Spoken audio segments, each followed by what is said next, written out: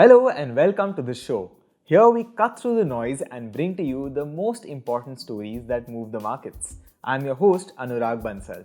Today we'll be talking about four very interesting stories. First, Adani and Hindenburg are back in the news again. We'll talk about why. Second, we'll talk about SEBI's new suggestions for mutual funds. Third, we'll talk about the story of a new drug that can potentially shake up multiple industries. And finally, we'll talk about the auto industry sales in a little bit more detail than we did yesterday. So let's begin with the first story. Hindenburg versus SEBI. In January 2023, a US-based short-selling firm Hindenburg Research published a bombshell report against the Adani Group, the alleged stock manipulation and an accounting fraud. Short sellers are basically investors who bet on the price of companies falling. So they borrow stocks, sell them first and hopefully buy them back at a lower price. In the process, they make a profit. The Adani Group is one of the biggest industrial conglomerates in India. They have interests in everything from ports to energy to solar. The Adani Group companies are also among some of the most valuable companies in India. The acquisitions by Hindenburg led to a dramatic fall in the stock prices of Adani companies back in January 23. The stock prices fell anywhere between 20 to 80%, but since then they have recovered. After a few weeks, the news faded away, but interestingly, it is back once again. In a new blog post, Hindenburg disclosed that SEBI had sent them a show cause notice over its short positions against Adani. SEBI's notice said that Hindenburg violated regulations regarding disclosures and made misleading claims. In their post, Hindenburg denied all SEBI allegations and made several counter-allegations against them. In a fresh bombshell, Hindenburg claimed that it worked with an investor partner who used an offshore fund run by Kotak Mahindra Bank. In response, Kotak Mahindra Bank immediately denied that Hindenburg was ever a client of theirs. Now, it's important to realize that all these claims and counterclaims are without any evidence. It is a classic case of he said, she said. The key point here is that under the direction of the Supreme Court, SEBI has been running its own investigations. It has already completed the bulk of the investigation and submitted reports to the court, which are private. So until SEBI concludes all investigations and all the reports are made public, we have no idea if Hindenburg's allegations are actually true.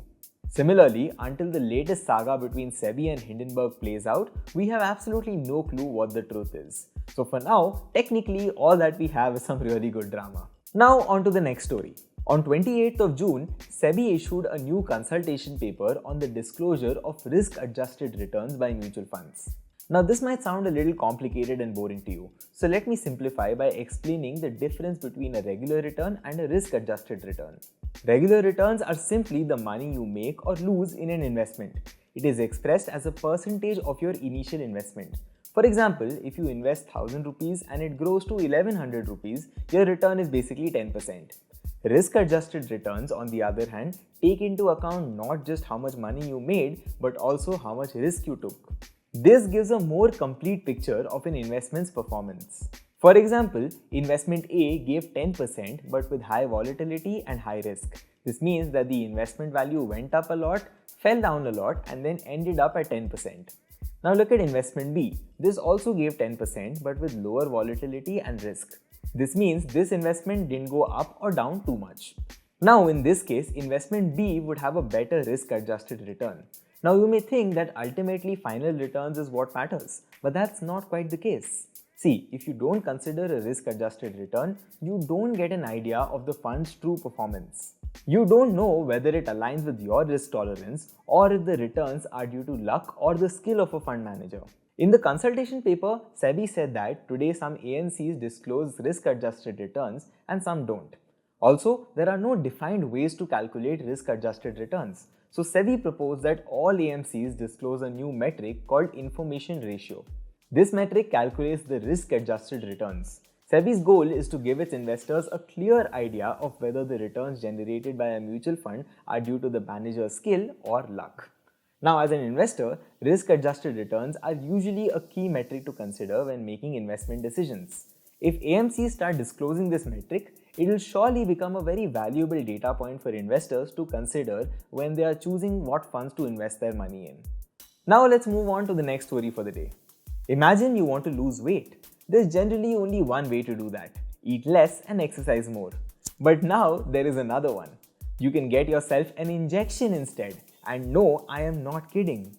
See, some of the most important inventions are often a result of accidents, like the N95 masks and even sticky notes. This is also true here.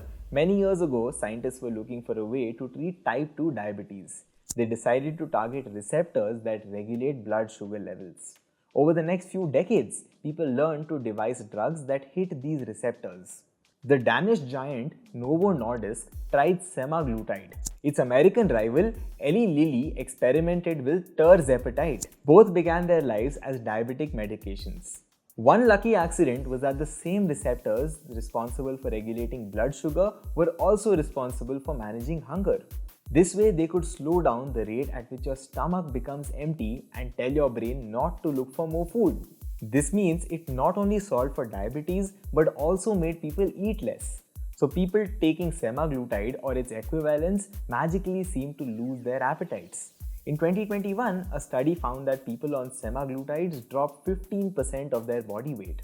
Now, these drugs don't just help people lose their weight. There is also evidence that they reduce the risk of heart attacks and strokes. Even more dramatically, there is some more evidence that these drugs might cure all kinds of addictions, from biting one's nails to alcoholism to even shopping addictions. Now, while losing weight might sound like good news, and it probably even is, there are side effects to it.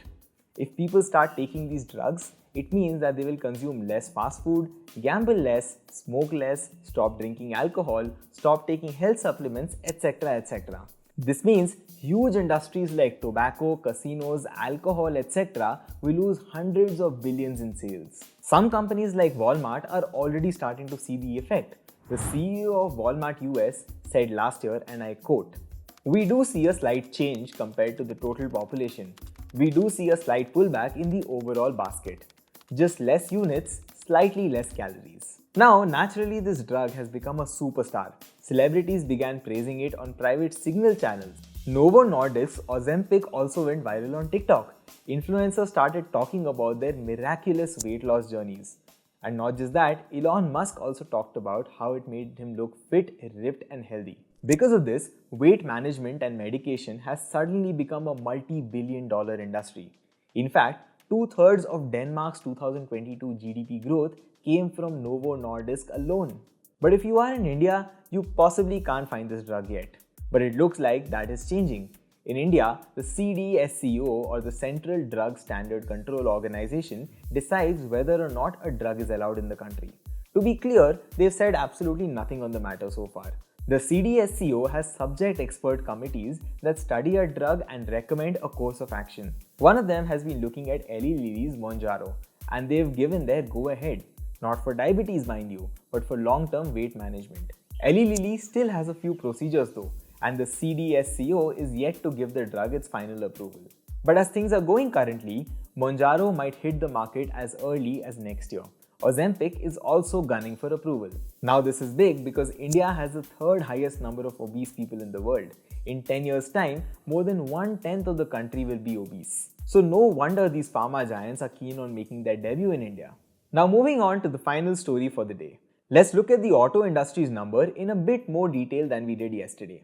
Look, in yesterday's episode, we briefly touched upon the EV sales data for the month of June. Today, we have much more information and context to discuss the performance of the larger automobile sector. Without getting into the numbers too much in detail, let me sum it up for you quickly. First, in two-wheelers, Honda, Hero, Bajaj and TVS all saw a positive year-on-year growth. TVS and Royal Enfield saw declines in export volumes. TVS said that this was because of the Red Sea shipping crisis and container shortage. This is something we also spoke about yesterday.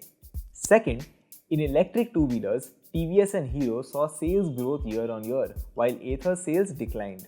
Third, in passenger vehicles, except for Tata and Hyundai, all car manufacturers reported positive month-on-month growth. Tata's electric vehicle and passenger vehicle sales both fell in the month of June. Fourth, medium, heavy and light commercial vehicles saw year-on-year declines in sale, while heavy commercial vehicles were stable. The key factor for these segments is the monsoon, which has been quite disappointing in most parts of India except the southern states. Fifth, tractor sales were steady given that there have been good monsoons so far in the southern part of India. Now, a big reason for poor passenger vehicle sales in June is the heat waves and poor monsoons. Now, according to the Federation of Automobile Dealers Association, due to severe heat waves across the country, 18% fewer consumers visited showrooms in the month of June as compared to May. This led to lesser sales because automotive sales are still done via brick and mortar stores. The good news, however, is that the slowdown may be temporary. Since the festive season is around the corner and Indians tend to buy more vehicles during that time, there is hope that sales will rebound. Now with that, we come to the end of today's episode. I hope you found value in it and I'll see you tomorrow. Have a good day.